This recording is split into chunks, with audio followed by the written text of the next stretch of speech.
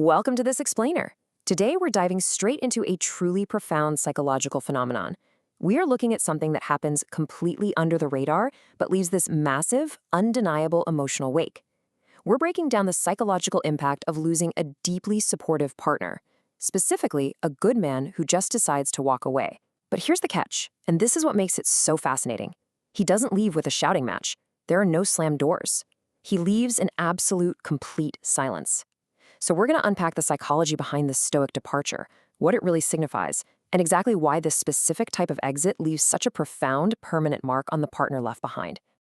Okay, let's just get right into it. Why does a good man's departure make literally no sound? Think about it. In relationships, we're totally culturally conditioned to expect drama at the end, right? We expect warnings, ultimatums, tears, maybe some yelling.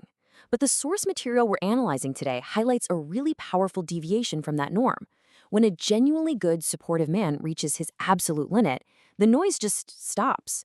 He doesn't threaten to leave, he just completely withdraws his presence.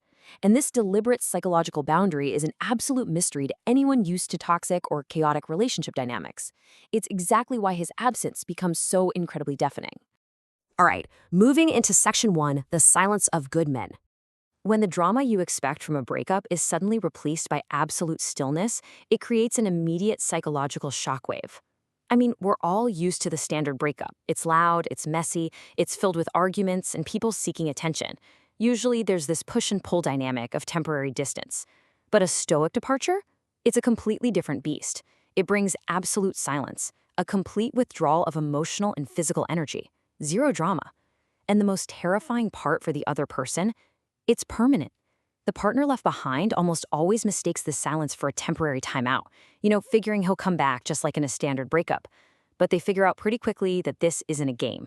This chilling, calculated withdrawal completely unnerves the former partner because it signals that the fundamental rules of the relationship have permanently changed. And that brings us to the point of no return. Look, his silence is not some manipulative tactic. It's not a test to see if she's going to chase him, and it is definitely not a cry for attention. It is simply the ultimate realization of the truth. It's that exact psychological moment where it clicks for him that his unconditional love, his immense patience, and his respect are just not being reciprocated. And once that clarity hits, a threshold gets crossed. This isn't a line drawn in the sand that the tide can wash away. It is a permanent psychological boundary. Once crossed, there is no uncrossing it. Which leads us to section 2, permanent emotional distance. Now, what's really interesting about this phase is the chilling realization that his silence isn't just a physical absence.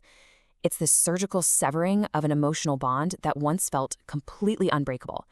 And it happens without a single shout. He stops arguing or defending himself because, well, there's just nothing left to fight for. The partner usually notices a complete loss of warmth in his eyes. A gaze that used to be full of love is now just flat. His voice loses all of that previous tenderness. There is zero effort to repair the broken dynamic. This total withdrawal of deep affection is unmistakable, and honestly, it's terrifying for the person on the receiving end. The fight is gone, and what's left is this profound, unshakable apathy. Now, you might be wondering why handle it this way. The reality is actually pretty simple. His silence isn't a punishment, it's self-protection. It's really important we look at this impartially. He's not sitting around plotting revenge. He isn't closing his emotional doors just to hurt his ex. He's closing them to safeguard his own self-respect, his dignity, and his mental peace. He realizes that pouring any more energy into an unreciprocated dynamic is just going to destroy him. So he preserves whatever energy he has left by shutting the connection down entirely. Let's move on to section 3, the end of safe haven. So, moving forward on our timeline, this is where the reality of the separation really sinks in. The partner left behind starts to actually quantify the massive, intangible void he left. Because it's never just about losing a person, is it? It's about losing an entire psychological ecosystem. She lost unwavering mental security. She lost his immense, non-judgmental patience. She lost that incredibly rare feeling of just being genuinely cared for without any hidden agenda. He was literally the anchor during her most chaotic times. This is the moment it hits her that she didn't just lose a boyfriend or a husband, she lost a fundamental source of peace. That kind of safe haven cannot be bought, and it definitely can't be replaced by someone else's physical attractiveness. The very foundation of her emotional security is just gone. And the gravity of this loss really magnifies when we compare the past to the present. The Stoic man gave his absolute best silently. He listened carefully, he provided steady faith, but the reality of the dating pool she has to face now is drastically different. These alternative connections, they often feel forced or cold, restless, maybe even selfish. The effort is entirely superficial. Our source material points out that this contrast is exactly where the deep regret sets in. When she encounters partners who only offer surface-level attention, the memory of that stoic man, the guy who effortlessly poured his soul into her well-being without ever asking for a round of applause, becomes this deeply painful reminder of exactly what she took for granted. And that brings us to Section 4, fear of his new life. That regret we just talked about, it very quickly turns into future-focused anxiety. Because it's one thing to lose him, it's a whole other thing to watch him move on and evolve. A good man doesn't just stay broken. First, he completely detaches from the toxic past. Then he radically shifts his focus inward, redirecting all that leftover energy into his own health and his personal goals. From there, he rebuilds his self-worth and establishes much, much higher boundaries for who gets access to his life next. And finally, he cultivates a healthier relationship. He takes every single lesson he learned and prepares to offer his immense capacity for love to someone who will actually value it. So the crucial point here is that the terrifying realization for the partner who lost him isn't just that he's going to love again. It's that he will love someone else much better. Think about that. Another partner is going to inherit this evolved, boundary-setting, thriving version of him. Someone else is going to cherish the exact emotional depth, patience, and loyalty that she neglected. Watching him become everything she ever wanted, but for someone else, is an incredibly heavy psychological burden to carry. Now, for Section 5, facing one's own mistakes. And naturally, carrying that burden leads directly to introspection. When his blanket of unconditional forgiveness is permanently yanked away, the stark, bright light of accountability turns on. The partner realizes they were operating under a massive illusion. They assumed he would just always forgive them. They critically miscalculated by mistaking his immense patience and gentle nature for weakness. Basically, she thought he lacked a spine. But the present reality is harsh. She is forced to face her own toxic habits without his protective buffer there to absorb the impact.